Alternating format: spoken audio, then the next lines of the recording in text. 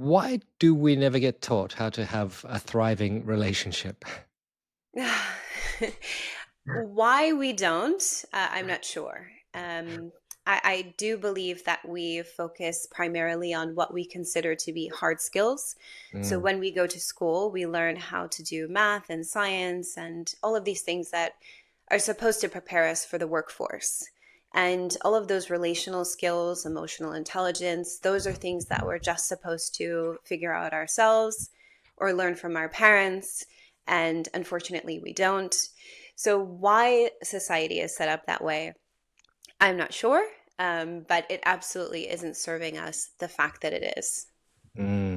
Because as we evolved, relationships were just so innate. You can imagine as small tribes wandering across the landscape of planet Earth, relationships were everything. Of course, you needed some hard skills in order to hunt and gather and so forth, but it was the relationship intelligence, which we'll talk about soon, that kept us together. It's so intrinsic to the human experience. Absolutely. We are designed and wired for connection. And we see this in every aspect of our life. I mean, even if you look at something as simple as solitary confinement in the prison systems, after 24 hours, people start to go crazy because we are supposed to be connected. Humans are wired for each other. We have empathy and compassion and all of these biological reactions when it comes to connecting with ourselves and others. And unfortunately, this isn't something that's taught. As I said, it's something that we're just supposed to figure out. And as we shape during the generations, our relationship intelligence is shaping as well. And it's important for us to be equipped with the tools and the access to the knowledge of exactly how to build these relationships and not let it up to chance. So, what exactly is relationship intelligence, and why is it perhaps the missing piece for today's leaders and even across whole organizations? Relationship intelligence is the ability to navigate our relationships successfully. We're talking about the relationships with ourselves and with others. So, the relationships we have in the workplace, in companies, in teams, and the relationships we have at home with our children, with our partner. And this is the way that we thrive. It's through these relationships that we're able to build businesses, build happy relationships, build happy lives. And this is something that, again, is not taught in the school system. Anytime people come into my community, I ask them, when did you learn how to have a thriving relationship? And it's such a strange question. They're like, I haven't. And then my follow up to that is, well, how are you supposed to thrive in something if you're not taught how to do it? And we've seen the studies come back and show that the more money we make, the more success we have on paper isn't making us happier. It's the Mm. quality of our relationships that creates everything. So if this piece and aspect of the human experience is so important, why are we leaving it up to chance? And that's something that doesn't sit well with me. It's something that I've experienced firsthand, the suffering of having the ignorance around relationships. And I don't want other people to suffer because they just don't have the tools. Once people have the tools and they realize the impact that it makes on their lives, it changes everything. And I want people to be happy and have that knowledge and have that flow in their life, be able to have all the successes and have that peace, be able to overcome childhood wounds and break generational ignorance and generational poverty, and be able to create a beautiful future for ourselves. But we need relationship intelligence to do that. Mm. And as we spend more and more time connecting through screens, I sense in the workshops that I run, especially some of the younger people feel less and less confident in real world situations. Is that having an impact on our relationship intelligence? Absolutely. I love the fact that I can talk to you halfway across the world because we do have this technology. It's important, it's beautiful, it's fascinating, but that doesn't mean that we throw out in person connections. Yeah. There's a difference between what you and I are doing right now and if we were to meet in person. Because one thing is that I'm looking at you on my screen, but I'm not actually looking at you in the eyes because you're looking at your camera. So there's something that happens when people look at each other in their eyes in person. We're able to read the empathy through each other's micro movements. That's something that we can't do on the screen. Another thing is smell. We don't usually go up to people and start sniffing them, but we are smelling them through the Mm. air, and that builds trust. That's something that we can't get on screen. So there is a difference in the biology of meeting people in person and meeting people on the screen. We can have Mm. all the access to the tools and the technology, again, which is great because we get to connect with people all across the world. But it is also important for that human experience that we are connecting as well in person. And if we don't have the tools to manage both, we're missing out on something. Hmm. Before we dive into some of the tools, perhaps you could share some of your story from being abandoned at birth to becoming an international speaker and relationship expert. I was abandoned when I was born by my father. And that was my first experience of any relationship. It was the lack thereof. And then I grew up with my mother and my stepfather in this very abusive household. So for me, relationships were something that were painful. Mm. They required suffering, they required fighting and not feeling emotionally and physically safe. That was the representation that I had. And again, this is why it's so important that we teach relationship intelligence as a skill, because a lot of us are not experiencing that at home. Even if we have, a quote unquote happy family, we're living in a generation that's different than our parents' generation. So it's really important that we equip ourselves with those tools. So I ended up leaving home when I was 16. The chaos and the abuse became too much. And when I was in school, I was book smart. I was academically gifted, academically advanced. On paper, I was that kid with straight A's. And leaving home at 16 gave me street smarts. I was able to get a house and a car. Went to university to study 2 degrees. And again, I was checking all of those boxes that society said that if you check these boxes, you'll be happy, you'll be successful. And on paper, I was, but inside, I was miserable. I was suffering from depression and anxiety. I had an eating disorder. And it got so bad that one day I decided that I was going to take my life. And in that moment, I asked myself, do I actually want to die or do I want the suffering to end? And in that moment, I realized that those are two different things. That if I could create something beautiful for myself, a life that I did want to be proud of and participate in, that's something that I wanted. And so I had the book smarts and I had the street smarts. And I realized that that third intelligence, that key that was missing was relationship intelligence. How do I build a beautiful relationship with myself? Overcome my childhood traumas, my childhood wounds? How do I build relationships with other people, with partners, with friends, with my neighbor? And how do I create a beautiful life that feels aligned out of that? And that's when things started to shift. I decided that I was going to create a life that I truly wanted, not something that society told me would make me successful. I Mhm. started to build really true aligned relationships, something I call conscious creation. Not just doing things as you sort of fall into them, but really thinking about every aspect of my life and what does thriving mean to me? And how do I use the power of my relationships to create all of those different aspects for myself? Mhm. And along the journey, I realized that I'm not the only one. I met a lot of stay-at-home moms who, they have the kids, they have the house, they have the husband, but they're miserable.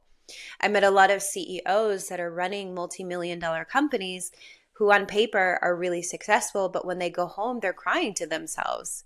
They have addictions, they have, all of these disappointments because they're not living up to their full potential. So I took it upon myself to say, this is a wisdom that I got access to.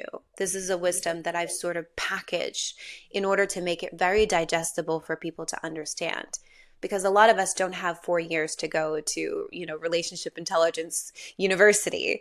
So I've packaged it in a way where people can pick up some of these tools, in an hour and start utilizing them and completely shift their experience. Mm. Do you think a lot of our relationship challenges do come from our early experiences in life? And I had a somewhat similar experience that as you, and it does lead to anxiety and trauma and depression in your 20s and 30s. And if you don't try to heal from that and integrate the experience and reconnect with humans more effectively, you very much could just end up isolated or ending your life. Absolutely. And not everyone has to go through the extremity of the trauma that I Mm, went through to be affected by this. It could mm, be something as simple as you were trying to show your mom your science fair project and she was on the phone and you called her name 3 times and she didn't answer. There could be repercussions of that, of I don't feel seen. And you could think, oh, it was nothing as a child, but these experiences do impact us. They do imprint our experience and teach us about how we relate to other people.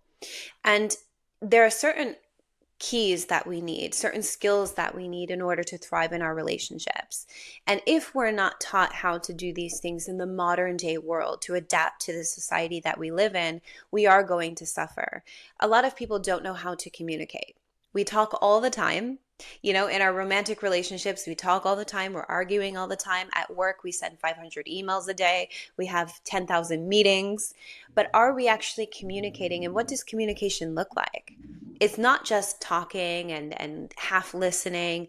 There's an element of understanding. There's an element of unity and being on the same page and working towards the same goal. There's a lot of complexities when it comes to communication. And the question is, how do we do that? And if we're not taught how to do that, we just default to, well, I'm listening and I'm speaking, so I must be communicating.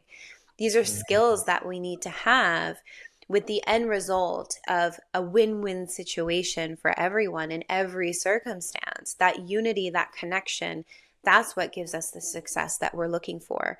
Otherwise, we're just in romantic relationships thinking it's you versus me, or we're in, the boardroom thinking this guy is just, talking, talking, talking. There's a lot of miscommunication that's happening that's affecting us negatively, and we don't even realize that it's happening because we don't have the awareness. mm. So presence is, in fact, one of the keys to better relationships. Well, I suppose before we even get into relationships, what's the relationship you have with yourself? Yeah.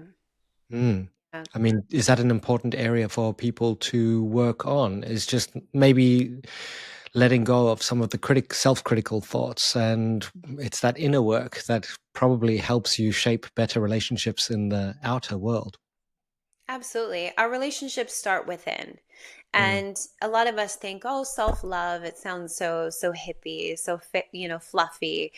But truly, we have to live up to our fullest potential. I believe that's why we're here. It's to have this highest representation of self actualization. What is the best version of me? Because that's how I'm going to be the best partner. I'm going to be the best businesswoman. I'm going to be the best mother, whatever that is. When we all live up to our best potential, when we fulfill our dreams and we go after our goals and we heal our wounds so that we can truly, genuinely be happy human beings, as a collective, that's how humanity thrives.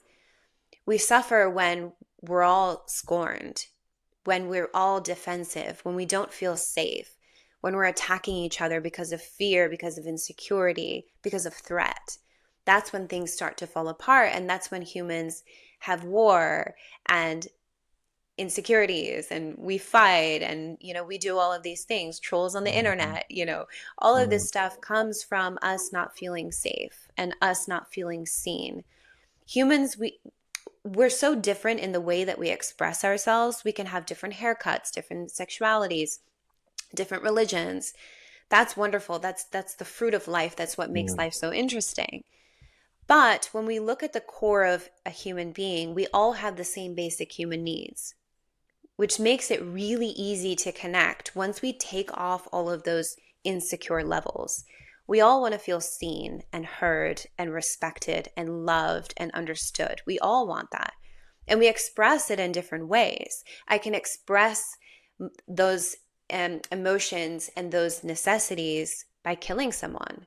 I can also express it by loving someone. So the way that we are at our core is the same. And it's just understanding if we can focus on how we're similar, then we can start to connect and we can start to collectively start to tackle some of these problems that we have in human experience. We all want to feel safe. We all want to feel loved. We all want to feel important. And when we understand that, we stop seeing each other as enemies and start to see humanity as a whole. Mm. That's an important point. We actually all do want to be loved. It doesn't matter if you're the head of a gang or a nurse in a hospital ward or anything in between. Everyone just wants to be cared for and seen, as you said. And I guess that encourages people to, I don't know, there's so much polarization when you see how people speak to each other, particularly online. It's as if we're speaking to a different species. And yet, if we were in the same room together, I bet half of that would just dissipate. As you said, being close to people makes a big difference, I think, a lot of the time. Although you still do see a lot of friction out there in the world. Yeah, it's a challenging time for relationships, and I suppose maybe do you think algorithms and social media are amplifying this kind of perceived hatred? Because I've never experienced that kind of thing. I mean, yes, I grew up in South Africa and there was very real division between people, and I asked questions that got me into a whole lot of trouble, because at school you weren't supposed to ask those types of questions. And then suddenly everything, we were the Rainbow Nation and we were all one, and it was so much better for everyone. Is it that we just need more inspired leadership to say, hey, let's just come together? Leadership is really important because this is the representation that we have to go off of. And again, if we don't have the tools and the security in our own home, in our own heart, we're much more susceptible to outside influence. When Mm, you were talking about the impact of social media and the algorithm, there's actually been a lot of studies to show that negative commentary feeds the algorithm more than positive. And mm, it's a fascinating human phenomenon. So if I see a couple getting married on the side of the street, I see them in a field and they're getting married, I might glance over and say, oh, isn't that so sweet? Oh, that's really nice. But if I see a car accident and there's a car on fire, I'm going to look longer. I'm going to stare for much more time. yeah, And so we spend more time on negative content than we do positive content. And it's not necessarily something negative about humans, it's a protection mechanism. Our brain isn't wired to make us happy, unfortunately. It's mhm, wired to keep us safe. We still have that caveman brain saying, I'm going to watch out for all possible threats to keep you safe. Even though we don't have, lions and tigers and bears at our door, our brain is still wired for that. So when we see negative things happening online and then we go to the comments and we can't stop reading all of the comments mm, because we find it so fascinating, it's because our brains are trying to keep us safe. Now we have to, as the modern day brain, override that and say, oh, I'm not going to fall down the rabbit hole. I'm not going to get trapped into the doom scrolling. And we have to catch ourselves and have this self management and self control to really pay attention to and be in front of content that we feel aligned with, because our mm, brain is fascinated by those negative things that's happening. And it's not always a bad thing. I love, because my work is all about positivity and yeah, relationships and connection. I love a good, serial killer documentary. I find it so fascinating. yeah, likewise. So it's not all bad. It's not that Yeah, we have to steer 100% clear of this stuff. But what we don't want to do is fall into the negative emotion associated with that. I can watch a serial killer documentary, but I don't feel the anger and the hatred inside of me. I watch it as a piece of entertainment. But it's when we get connected to the negativity that we see online, and we start to participate in that by writing those negative comments, by telling our friend, telling our partner about this horrible thing, and we're feeding into that negativity. mm, And then, that's the primary of what we're consuming. That's when it becomes a problem. So I think the internet is, obviously fascinating. I was born in a generation where we didn't have it. I grew up, as it became a thing, and now we're into AI, and I'm like, how quickly time it's has crazy. changed. Mm, We didn't have a computer in my house till I was 16. So I've seen the transition. And again, I think that there are amazing things about the internet, about AI, about technology, but we have to understand that we are the ones that created it. We are the ones that are using it for our benefit. We don't want to fall victim to it. And so we have to lean on those relationships and use the power of relationship intelligence to make sure that humanity is always at the forefront of everything. Make sure that our connection and our understanding and our compassion is what leads the next generation forward, because that's a win-win-win situation. When we divide ourselves, it becomes you versus me. I have to fight you in order to be happy. We see that online. I give you a negative comment. I troll you because I'm insecure, because I feel threatened by the content that you made. I fight in my relationship because I feel that my partner isn't fulfilling my needs. And so I have to scream and shout to get those things. So when there's this outside hatred and this outside negativity, oftentimes it's because we don't feel safe inside. So coming together as a community, it's not just about, peace and love and all that stuff, which is great, but it's genuinely for the betterment of all of us as human beings as we move forward. Mm. And relationships, or at least how we behave within a relationship, can be quite habitual. So I see couples and they almost just have this never-ending conflict out of habit. And you ask them individually, so what's actually the problem? And they don't even know anymore. It's just become a never-ending war between the two. Can people resolve from that? How do you unravel those habits?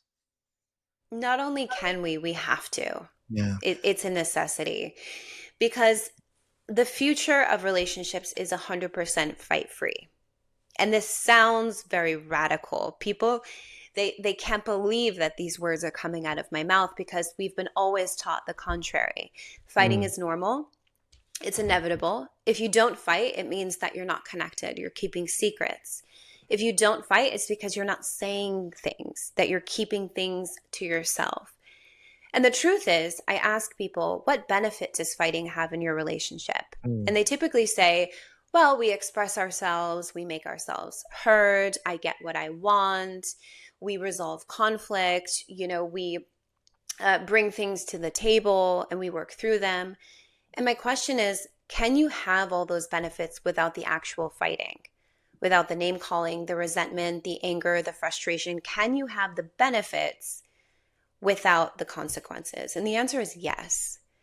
If I'm frustrated because my husband doesn't take out the trash, and I'm always the one to cook and clean and take out the trash, and I ask my husband for 7 days straight to take out the trash and he doesn't, and that makes me really frustrated. When I go to him, it's really important to understand that the problem is not him. The problem is our communication, is our vision, is our understanding of who does what and why. So that's a relational problem. In every relationship, you have three entities. There's me, my husband, and us as a couple. If we are not on the same page when it comes to the trash, when it comes to the kids, when it comes to money, that's the problem of the relationship. So it's not for me to go to him and attack him and his character. You're so lazy. You never help me. Because if the problem is my husband, I might have chosen the wrong husband. But I am confident that I chose the right husband. The problem is the relationship. We need to communicate better. We need to get on the same page about who's going to do what and how. We need to work together better as a team. We need to have a better flow when it comes to cleaning and childcare and finances and everything like that. So when we see each other as partners and we say, we're coming together in this partnership, and there's going to be problems, because problems are a part of life. I always tell people, when you're born on this planet, you sign a document in the air that says, I accept problems, because you're always going to have them, whether you're single or in a relationship. So when we come together as partners, we are going to have conflict. But the question is, how do we resolve that conflict? And we have to get really good at resolving conflict. We have to have it as a skill. And this is something that's learned and practiced over time. It's not about, I'm really good at this, but my partner's really bad. People say to me, I'm a great communicator, but my partner isn't. Well, it's irrelevant. Do you have effective communication in your relationship or do you not? It's about that third entity of the couple. So we need to work together to learn how to resolve our problems.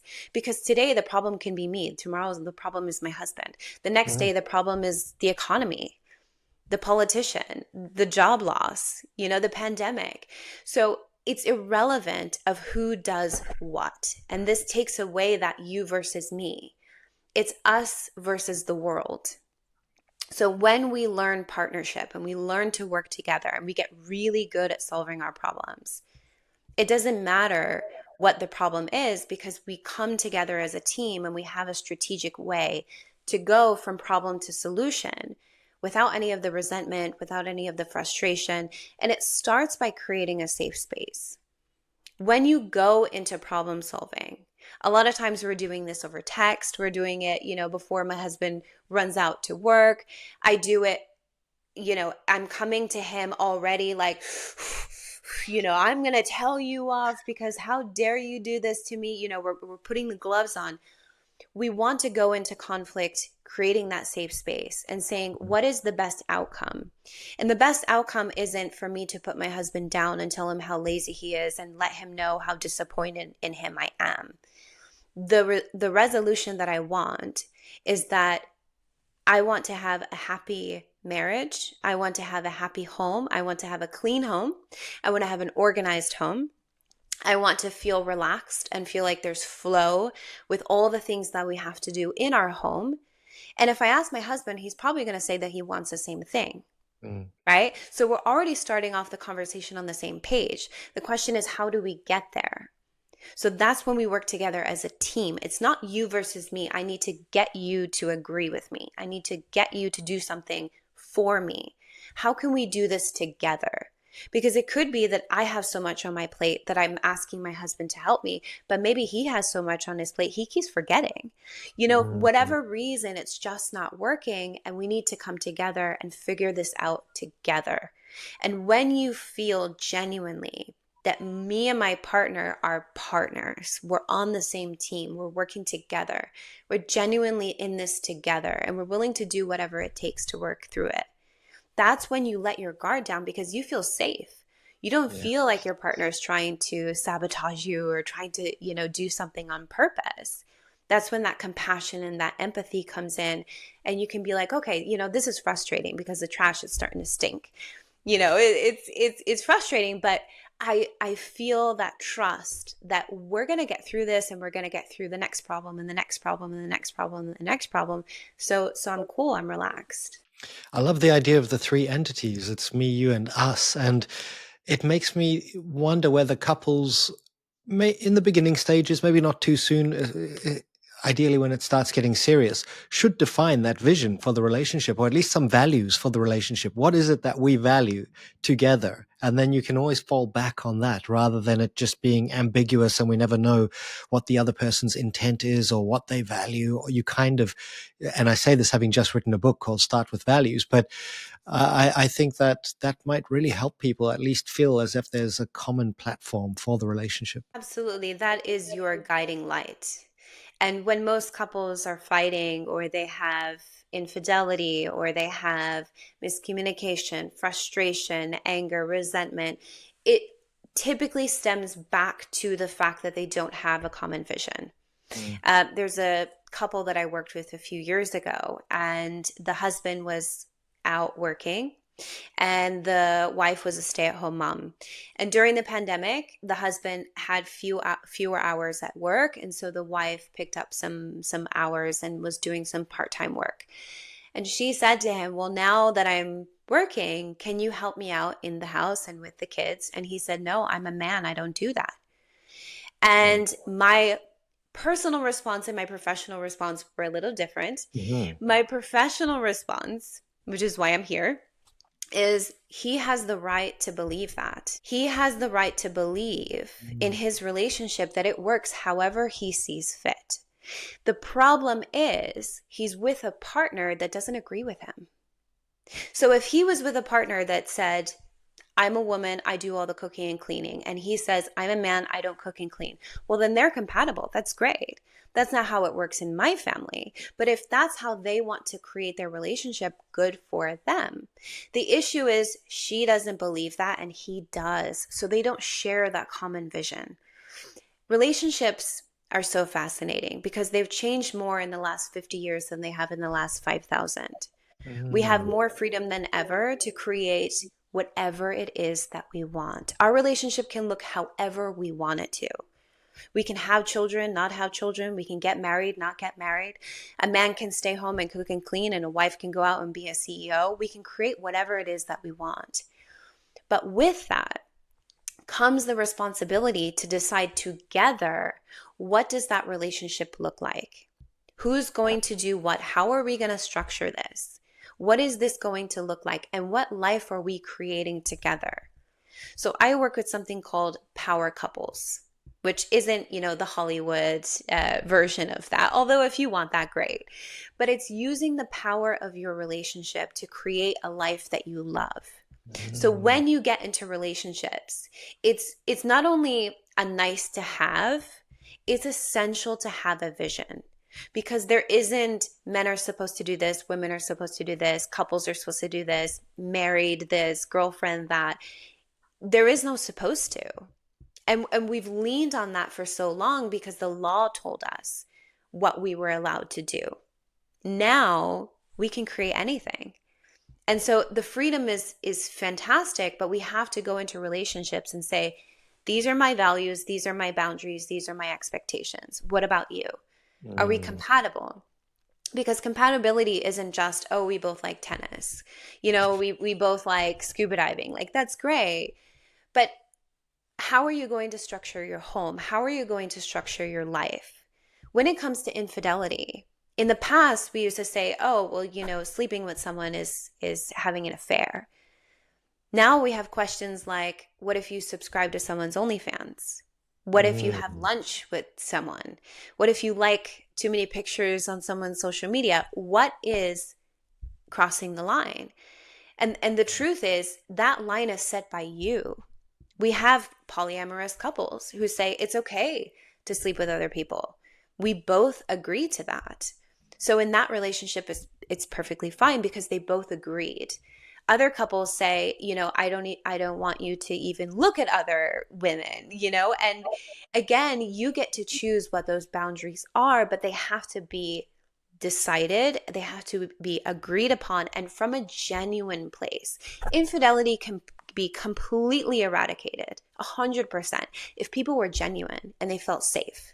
Mhm. Because when people say, oh, I'm monogamous, I'm 100% monogamous, I only want to be with you, I only love you, I would never, and then they go out and have an affair, it's because that I only love you, I only want to be with you, it doesn't come from a genuine place because we don't feel safe to say what we really want. And if we say something at one moment and in another moment we feel something else, we just act on it and keep it secret. As opposed to going to our partner and saying, "Hey, I have these feelings. I've been having these thoughts.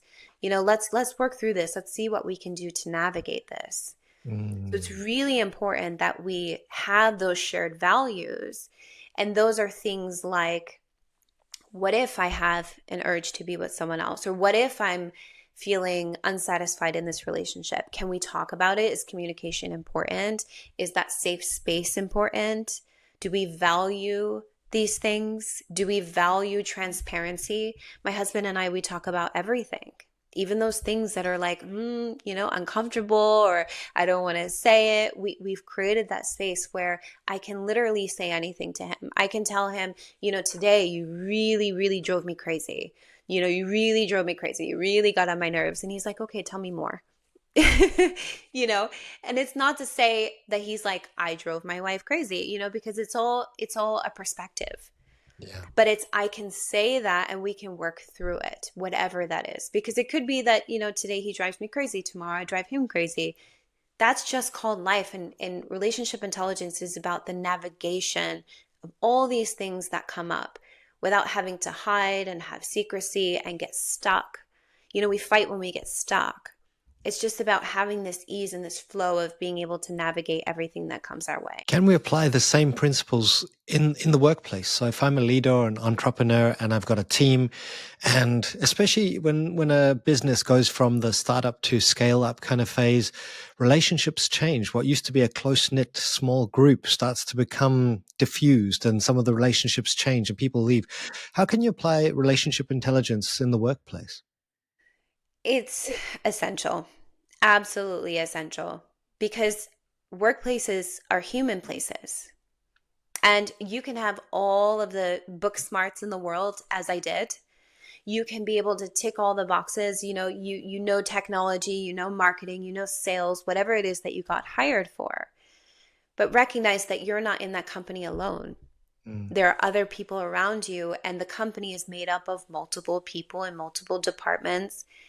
And we're seeing millions and millions of dollars being lost because of things like miscommunication, lack of empathy, lack of connection, lack of common vision. We have that mission statement on the wall that's like, oh, we are all one. And then you ask the employees and they're like, no, we don't see that. It's great in theory, it's not being yeah, practiced. yeah, We've see it all all the time. experienced that. So Yeah. then we have things like burnout, quiet quitting. There's a lot of people that go to work and they do just enough to get by, just enough not to Mm, get fired. mm, And what value is that bringing you as a worker, that you're going in every day just barely doing the minimum and then going home to your personal relationship that's, just doing the minimum as well, and you're just living this sort of mediocre experience. And what value is it to be the owner of a company or the manager of a team, and your team is very lackluster, just doing the minimum? So this mm. is about everyone living up to their fullest potential, and they do that when they feel seen, when they feel valued, when they feel understood. Yeah. And everyone at every level needs to have this skill set of how do we connect and what is the value of connection? Because relationship intelligence isn't just about giving people the skills to communicate and giving them the skills to connect. It's emphasizing the value of that. Because if I think I'm just here and I'm out for me and I only care about me and I don't care about anyone else, then my intention is not going to genuinely be to connect, to listen. When my manager is telling me that they need something, and I'm like, yeah, I'll get it to you when I have a minute, or I'll get it to you right before the deadline. So again, I don't get fired. It's what is the genuine value of that human connection, of listening to people, of having compassion, of having connection. If I'm a manager and I have a team, what is the value of me seeing them and hearing them instead of this sort of old way of managing, which is this dictatorship? You do what I say when I say you do it. Because then people feel, again, they don't feel safe. That means that they're coming into work frustrated, they're overwhelmed, they have a sick child at home, they have all these issues, they're stressed. If I'm stressed, I'm not focused, I'm not giving 100%. That creative side of my brain is being shut off because I'm in fight or flight. So it's really important to understand how valuable human connection is in the workplace, because until machines take 100% control, we are the ones running the workplace. We are the ones even running the machines. So it's really important that when we are in workspaces, we highlight the human aspect, and that's all through relationships. Mm. Interesting times we live in where machines very well could take control and sooner than we think. And then relationships become multidimensional. It's us with each other and us with the machines. Thankfully, from what I've seen so far with OpenAI and various other platforms, they seem to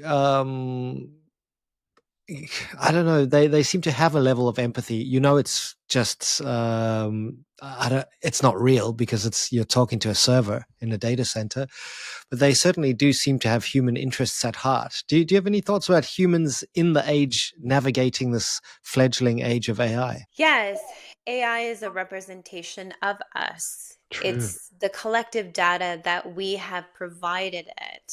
And Mm, so it's again important for us to be able to have a relationship with each other, a relationship with these technologies, because they are learning from us. Everything that we put out there, it's learning from what we produce.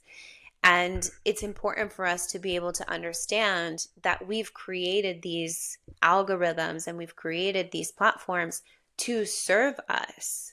Yeah. And, we're all thinking about that doomsday where like AI, AI takes over. Terminator. Yeah. There was an amazing Black Mirror episode about AI taking over, and we sort of live in this matrix, and that may as well happen. But until that happens, we are still the center of experience, and so we want to really be conscious of how we're using AI. We're using it to benefit us rather than becoming Mm. reliant on it. I've seen some of the studies that are coming out about how people are relying on AI and taking it as whole when it comes to mental health support, therapy. So we do want to be a little bit cautious and be aware that it is not real. But I do think that at the moment, it does have that empathetic feedback. It sounds empathetic. It's behaving as though it's empathetic because we've programmed it to do that. And Mm. we're making it as human as possible so that we can connect with it more easily. I've noticed with ChatGTP, the ums and the ems. Yeah, have you It noticed doesn't that? have to do that, but we No. programmed it because it sounds more human. And Yeah. it's easier to connect if we feel it has that human element. Yeah, that's an interesting one. Recently, I'm like, Why are you stuttering? Just get on with it. You don't need to say And although it does make you feel more like a regular human conversation. Now, leaders in the workplace. Back to the workplace. I've seen a spectrum of skills when it comes to their relationship intelligence, their emotional intelligence. There are some people with zero empathy whatsoever, and their teams seem to be quite fragmented a lot of the time. It's all just based on cognitive skills and who output, output, output. And then I've seen leaders on the opposite end of the spectrum who suffer from empathic distress. They're just taking on board everyone's challenges, and they're there and they're trying to rescue everyone and solve all the problems. And then they end up burnt out, or they can't sleep at night because they just their nervous system is just overwhelmed with all of this input. Any thoughts on how leaders or even just high achievers can overcome some of these kind of common relationship blocks? When it comes to relationship intelligence, it's about navigating those relationships successfully. So, those two extremes that you mentioned show that these leaders are not navigating the relationship successfully. One Mm. is shutting off the emotional aspect of the human experience. And again, your team is made up of humans. So, that's not going to work because the communication isn't flowing. When I don't care about the feelings of my employees, I don't care about them, and they're not feeling safe to come and talk to me about things. They're not feeling safe to be able to manage the experiences that they're going through. They're not able to navigate the workplace in a way that benefits them because they're just trying to check those boxes and please me rather than create a space that's the most productive. And Mm. then on the other side of the spectrum, even though this person is taking on the emotions of the team, they're not navigating it successfully Mhm. because they're just taking on the emotions and not doing anything with them that's productive. The relationship intelligence is also about you as a leader and how you manage yourself. Again, the first relationship that we have is with self, and then the relationships go outward. So if I'm not managing that relationship with myself as a leader, then I'm not doing anyone any service and I'm not leading. I'm just sort of in a position where I'm telling people what to do. So it's really important for me to get clear on what is a leader and what kind of leader do I want to be and how do I want Mm. my team to run. So we go back to that vision. If I close my eyes and I envision myself as a leader, what does that look like? Does that look like being cold and saying, I don't care about your feelings, just do the work? Even from a productivity standpoint, that doesn't work. If we want highly productive environments, we have to bring in the human element. We can't shut that off. So we want to say to ourselves, what does a productive leader look like? How do they act? How do they behave? How do they speak? What kind of skill sets do they have that maybe I don't have? What way do they get things to run the most smoothly? How do we solve problems? How do we work together as a team? How do I lead and not dictate? How do I lead but not fall apart because I'm just simply gathering all of these emotions and collecting them? So we want to create that vision of what does the best leader look like? Maybe I need to research some examples, or I need to ask my team, communicate with them. What would work for you? How can I support you better? How can the team work better together? We Yeah. have the answers right there. What do you need? And every team is going to be different. That's why it's really important to have that communication, because this team might be a team that needs a little bit more guidance, or this team might need a little bit more support, or that team might need a few more check-ins, or this team can work longer hours, but that team can work fewer hours, but they're more productive. It's getting that relationship and building that relationship that requires presence and curiosity and building that trust. I trust you as my team to come to me to work through things together. I trust you as my manager to listen to me, to put things into action. How many times have we gone to a manager and they're like, okay, okay, okay, and then it just never happens, right? I don't trust that you're going to get anything done, so I don't say anything to you. So when things are breaking down over here, I'm like, I'm not going to bring that to Tom because he doesn't care. He's not going to help me. He never does anything. So that issue is just festering there. So there's these communication breakdowns, this functionality breakdowns, and as a team, we need to learn to work together. It Mm. sounds so like grade school, but again, this is stuff that we need to be teaching from, I would say, from 3 years old. I mean, very, very basic skills. But because we are now 30, 40, 50, 60 years old and we don't have them, we're really suffering at things that should be so basic to human knowledge. We should be teaching relationship intelligence at the same level as math and science, history, because it is so important in every aspect of our life. Mm. With kids. So I have an 11-year-old daughter, and we're very close. And I realize that at some point, I hope not, but I realize at some point over the next few years, there will be times when she pulls away a little bit, and maybe prioritizes friends and all, which is perfectly fine. I accept it. But any tips for parents who really want to nurture and cultivate the relationship that they have with their kids? And from my side, I just dedicate a lot of time doing things that we both enjoy. But any tips to maybe increase the relationship intelligence that we have? Absolutely. There are 10 RI alignment codes, which are these 10 skill sets that we can accumulate to build thriving relationships. I won't go through all of them, but I'll give you a few. One of them is trust. How do we build trust with our children? Again, we have that old way of parenting, which is like, do as I say, I'm the parent, you're the child, and I know, and a lot of us know that just means that you don't tell your parents things. You don't really, Hmm. open up to them. You have your little secrets. You don't tell them, when you're dating someone, or when you stole something, stole a little candy from the shop or something like that. So you keep a lot of secrets, again, because you don't feel safe. So creating that safe space with her where she can come to you and talk to you about things, where she's able to communicate with you that she prefers to go to her friend's house than go for lunch with you on this Thursday.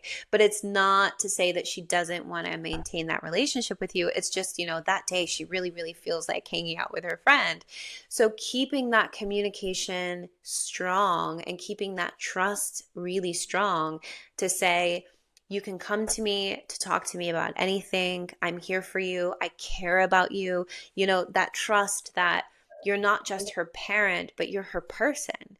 Mm. Because parenting, a lot of us, we see it as a job. My job is to make sure that you're fed and you're clothed and that you go out in the world as, a functioning human being. But I care about you as a human being more than just the role as a parent. I'm interested. I want to be a part Mm, of your life. I want to spend time with you. Quality time is important to me. That trust that your parent is there genuinely because they like you, they care about you. That's a powerful parent child relationship. Um, I would say another one would be to have that interdependence, which is you and I have this beautiful relationship as parent and child. But I also understand that you have your life and I have mine.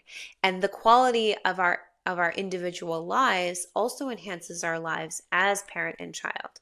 And so as she goes out and creates her own friendships and has her relationships, showing that genuine interest of, mm, tell me about Sarah, how's Sarah doing, really showing interest in her personal experiences and also sharing yours.